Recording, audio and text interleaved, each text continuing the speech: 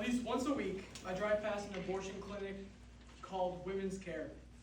This is strange to me because I think to myself, that's an odd name for a clinic that kills babies. Do those who work and operate the clinic truly care about women?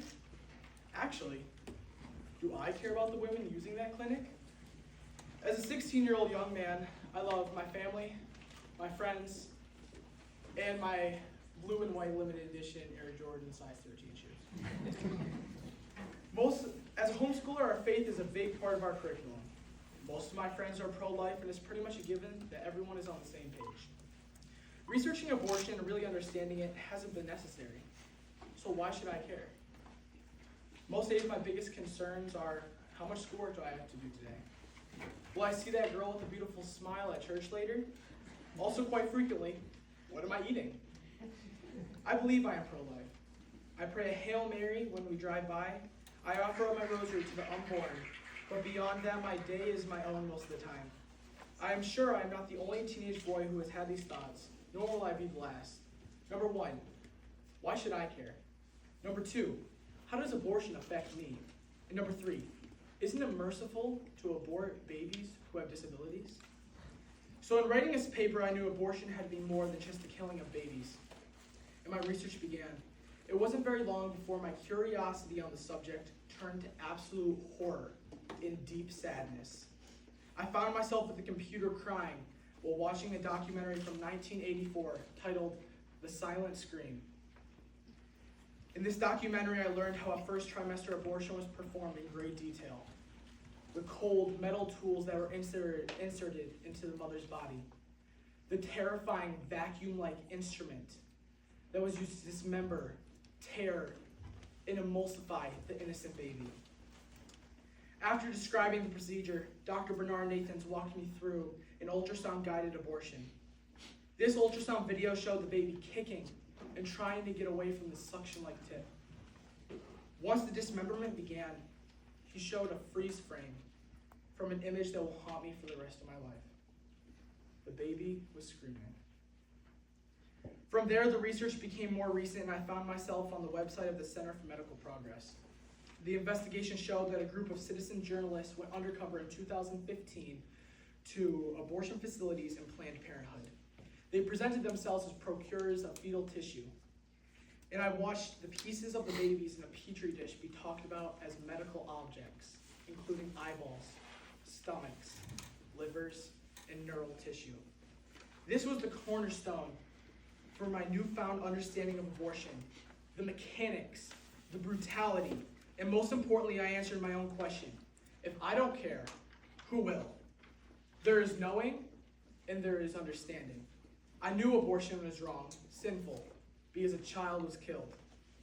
Now I understand the reality of what was happening behind those doors at Women's Care. Which brings me to my second question.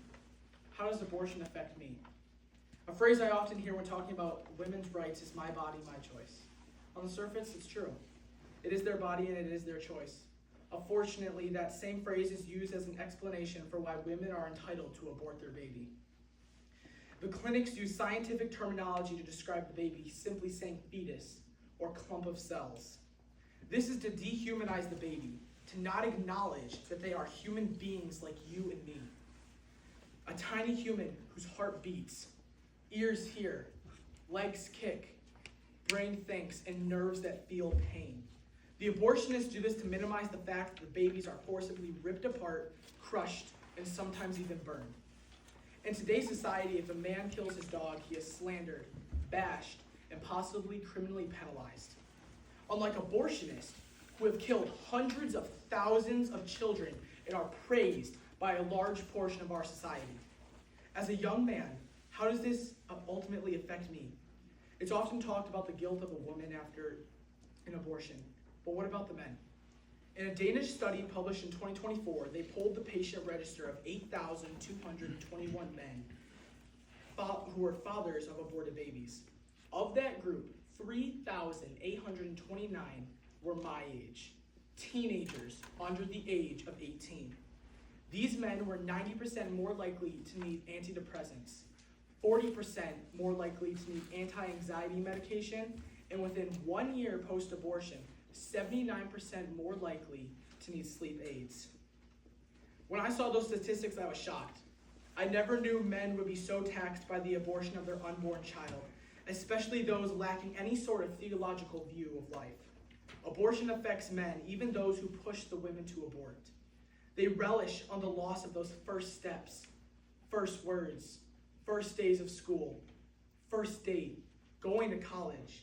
These men begin to process the fact that in their mind they will never meet their child on this earth. Knowing how it affects men, my mind then goes to my final question. What if a child is sick, has a disorder or a physical disability? Isn't it merciful to abort a baby who has problems?